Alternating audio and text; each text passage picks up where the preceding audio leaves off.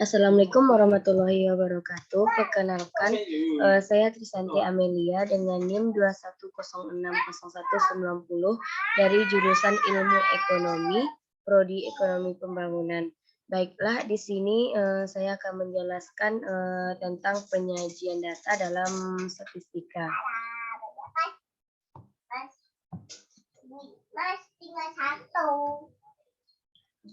Pengumpulan data atau bisa disebut dengan data collection. Sensus, pengumpulan data dilakukan pada tingkat populasi. Alhasil akan diperoleh informasi yang sifatnya lengkap. Hanya saja tidak ukuran populasinya sangat besar, maka seringkali sensus menjadi pilihan yang mahal dan sulit untuk dilakukan oleh sebagian orang. Sampling, pengumpulan data dilakukan pada subbagian dari populasi dan alhasil informasi yang diperoleh bersifat tidak lengkap. Pendekatan semacam ini cukup umum ditemui dalam studi statistika ini. Di sini sampel yang baik dan sampel yang dapat memprestasikan populasinya, dibutuhkan teknik sampling yang tepat untuk mendapatkan sampel yang representatif terhadap populasinya. Sampling error. Karena sampel merupakan subbagian dari populasi, maka selisih atau perbedaan nilai antara data sampel dan data populasi akan selalu ada. Perbedaan atau selisih nilai ini dikarenakan dengan istilah sampling error. Bahkan dengan teknik sampling ini pun, sebaik apapun sampling error ini tidak dapat kita hindari. Sampling with replacement memungkinkan satu anggota populasi untuk terpilih lebih dari satu kali sebagai anggota sampel. Sampling without replacement menjamin satu anggota populasi hanya dapat terpilih satu kali untuk menjadi anggota sampel. Di sini sangat jelas perbedaannya. Teknik sampling atau bisa disebut dengan sampling techniques. Teknik sampling dalam bidang statistika ini yaitu simple random sampling, stratified sampling, cluster sampling, systematic sampling, dan terakhir convenience sampling. Di sini bisa kita lihat ada beberapa teknik dasar sampling dalam bidang statistika. Sampling random, simple sampling random. Simple random sampling merupakan teknik pengumpulan data yang dilakukan secara acak, di mana setiap anggota populasi memiliki peluang yang sama untuk dapat terpilih sebagai anggota sampel. Contohnya itu terdapat 400 siswa terdaftar di kelas statistika dan kita diminta untuk melakukan sampling secara acak terhadap 10 orang siswa untuk dilibatkan dalam survei. Salah satu cara yang dapat kita tempuh yaitu dengan memberikan sebuah nomor pada setiap siswa, mulai dari 1 sampai dengan nomor 400. Lalu gunakan random number generator untuk melakukan pemilihan secara acak sebanyak 10 kali dengan rentang nilai pengacakan mulai dari 1 sampai 400. Di sini bisa kita Kita lihat kan contohnya tuh. Selanjutnya yaitu sampel teknik. Ada beberapa sampel tekniknya. Sampel merupakan teknik pengumpulan data secara acak yang dilakukan dengan terlebih dahulu membagi anggota populasi ke dalam beberapa kelompok berdasarkan kesamaan karakteristik seperti rentang usia, jenis kelamin, tingkat pendapatan, dan masih banyak lagi. Yang kedua, kelompok yang terbentuk ini bisa dikenal dengan istilah strata. Selanjutnya, anggota dari tiap strata tersebut akan dipilih secara acak untuk dijadikan anggota sampel. Dan terakhir perlu diingat agar sampling yang dilakukan di tiap strata haruslah proporsional dengan proporsinya dan populasinya. Dari bisa kita lihat dengan gambar yang ada stratified sampling atau bisa disebut ilustrasi. Sampel satu dari strata 1.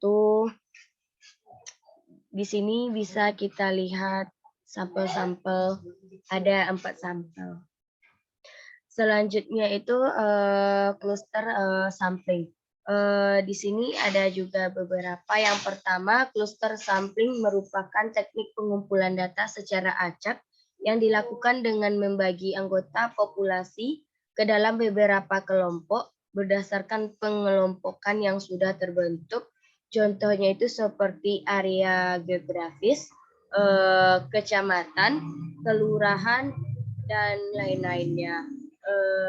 Dan kelompok yang terbentuk ini bisa dikenal dengan istilah cluster. Selanjutnya, anggota dari tiap cluster tersebut akan dipilih secara acak untuk dijadikan anggota sampel. Dan terakhir perlu diingat agar sampling yang dilakukan di tiap cluster haruslah proporsional dengan porsinya dan populasinya. Dan di sini kita bisa lihat gambar contoh cluster, contoh sampel dari cluster sampling. Bisa kita lihat sampel 1, sampel 2-nya, sampel 3, dan sampel 4. Ini sistematik sampling. Sistematik sampling merupakan teknik pengumpulan data berdasarkan interval tertentu. Teknik sampling ini terbilang cukup mudah ya untuk diterapkan. Hanya saja teknik ini dapat diterapkan bila ditemui adanya pola yang bersifat konsisten dan sistematis pada data yang kita dapat. Contoh dari sistematik sampel yaitu survei terkait kepuasan pelanggan minimarket yang dilakukan terhadap setiap pengunjung dengan interval kedatangan 10. Dengan kata lain nih, bila pengunjung yang sudah dilibatkan dengan survei saat ini adalah pengunjung kelima, maka pengunjung berikutnya yang akan dilibatkan dalam survei adalah pengunjung yang ke-15. Selanjutnya yaitu conformist sampling, yaitu teknik pengumpulan data yang bisa dibilang asal atau sembrono dan hanya berorientasi pada kemudahan. Sampling ini merupakan teknik pengumpulan data yang buruk dan sangat rentan terhadap bias. Contoh dari conformist sampling yaitu suatu survei yang dilakukan untuk mendata opini warga kecamatan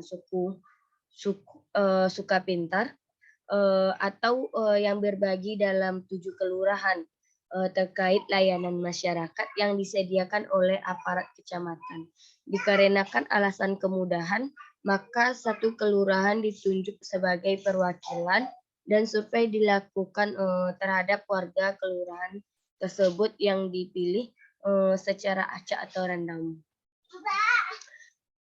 Penyajian data statistika. Langkah-langkah dalam statistika deskriptif ada beberapa. Yang pertama yaitu memahami masalah dan jawaban yang kita perlukan. Yang kedua mengumpulkan data yang sesuai dengan masalah atau tujuan. Dan yang ketiga menata data mentah ke dalam distribusi frekuensi. Selanjutnya menyajikan data distribusi secara grafik dan yang terakhir menarik kesimpulan mengenai permasalahan. Di sini kita sudah tahu langkah-langkah apa sih yang ada di statistika deskriptif nih. Selanjutnya pengantar. Di pengantar ada beberapa karakteristik yang umum digunakan untuk mendeskripsikan data yang kita miliki adalah data mencari tahu titik tengah data atau bisa disebut dengan center, variasi atau sebaran data atau yang biasa disebut variability atau spread, dan terakhir bentuk data atau shape. Ini bisa dicapai bila data yang kita kelola dengan baik. Salah satu cara yang paling mudah untuk mengelola data adalah dengan memanfaatkan distribusi frekuensi. Tujuan ini yaitu untuk menyajikan data mentah yang diperoleh dari populasi atau sampel menjadi data yang tertata dengan baik sehingga bermakna informasi bagi pengambilan keputusan manajerial. Contoh-contoh perlunya penyajian data atau gimana sih contoh penyajian datanya. Yang pertama tuh ada melihat prospek saham-saham sebelum melakukan investasi di pasar modal. Yang kedua melihat informasi daftar harga-harga sebelum membeli mobil. Selanjutnya distribusi frekuensi, yaitu distribusi frekuensi adalah bentuk pengelola data di mana data dikelompokkan ke dalam beberapa kelas berdasarkan interval tertentu. Jumlah kemunculan data pun untuk tiap kelasnya akan dihitung dan dikenal sebagai frekuensi dari kelas tersebut. Selanjutnya bagi bagian apa saja yang ada di distribusi frekuensi. Yang pertama yaitu kelas-kelas. Kelas adalah kelompok nilai data. Yang kedua batas kelas, yaitu nilai yang membatasi kelas yang satu dengan kelas yang lain. Contoh kelas yang A dengan kelas yang B. Ada dua batasnya, yaitu batas bawah kelas terdapat di sebelah kiri deretan kelas. Yang kedua, batas atas kelas terdapat di sebelah kanan deretan kelas. Yang ketiga, tepi kelas, yaitu batas kelas yang tidak memiliki lubang untuk angka tertentu antara kelas yang satu dengan kelas yang lain. Sama yang kayak batas kelas tadi, antara kelas A dengan kelas yang B. Tepi kelas ini kegunaannya waktu pembuatan histogram, apalagi ujung atas interval kelas pertama ditambah ujung bawah interval kedua dan dikalikan setengah, maka hasilnya pun dinamakan tepi kelas atau ujung bawah interval kelas dikurangi 0,5 dibagi 0,05, bahkan 0,005 tergantung ketelitian data yang kita buat, dan di ujung kelas atas ditambah 0,5, 0,5, 0,005. Maka nilai itu dinamakan batas kelas. Yang keempat, titik tengah kelas, yaitu nilai data yang terletak di tengah atau yang terletak di tengah-tengah kelas. Titik tengah kelas sama dengan 1/2 batas atas kelas ditambah batas bawah kelas. Bagian-bagian distribusi selanjutnya, yang kelima yaitu interval adalah selang yang memisahkan kelas yang satu dengan kelas yang lain, yaitu contohnya itu yang memisahkan antara kelas yang A dengan kelas yang B. Yang keenam, panjang interval kelas, yaitu jarak antara tepi atas kelas dan tepi bawah kelas. Yang ketujuh atau yang terakhir, frekuensi kelas, yaitu banyaknya data yang termasuk ke dalam kelas tertentu. Selanjutnya, langkah-langkah distribusi frekuensi.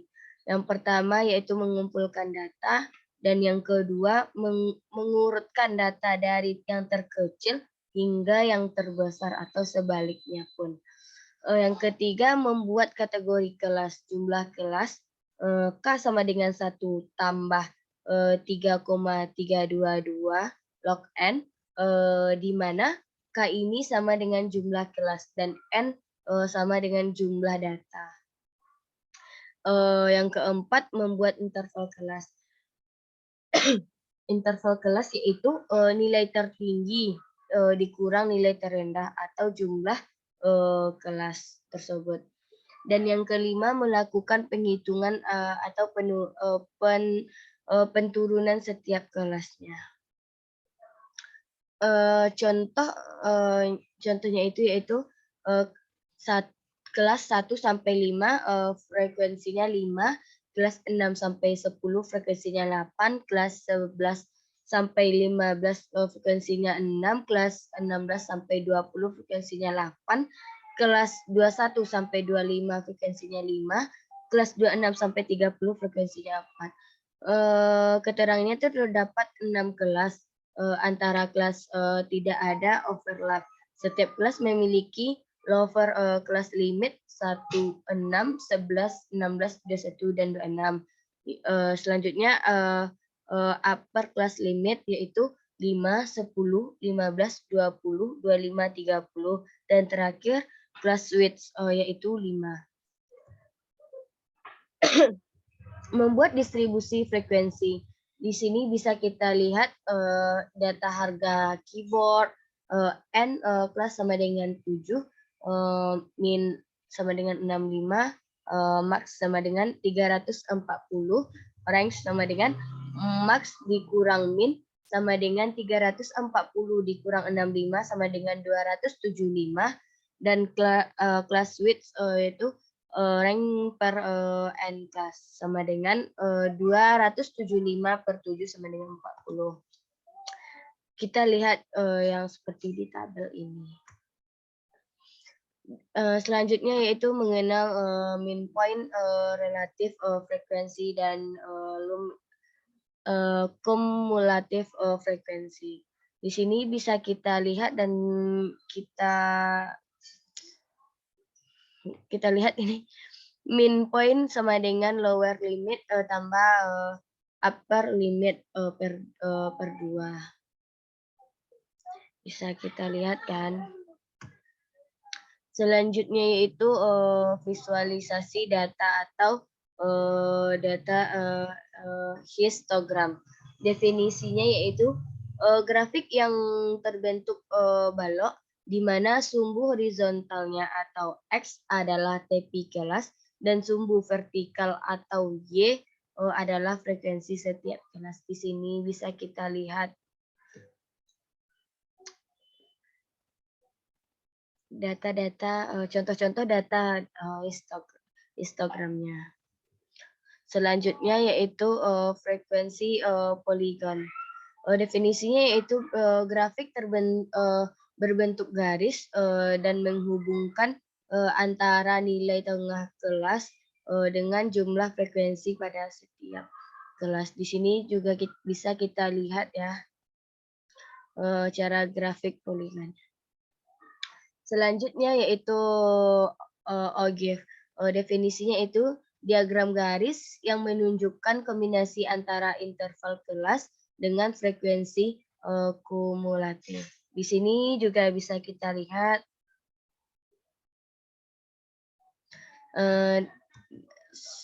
selanjutnya yaitu distribusi frekuensi. Banyak belajar biar bisa bantu banyak orang. Baiklah, hanya itu yang bisa saya jelaskan. Apabila ada kesalahan atau salah kata, saya minta maaf. Assalamualaikum warahmatullahi wabarakatuh.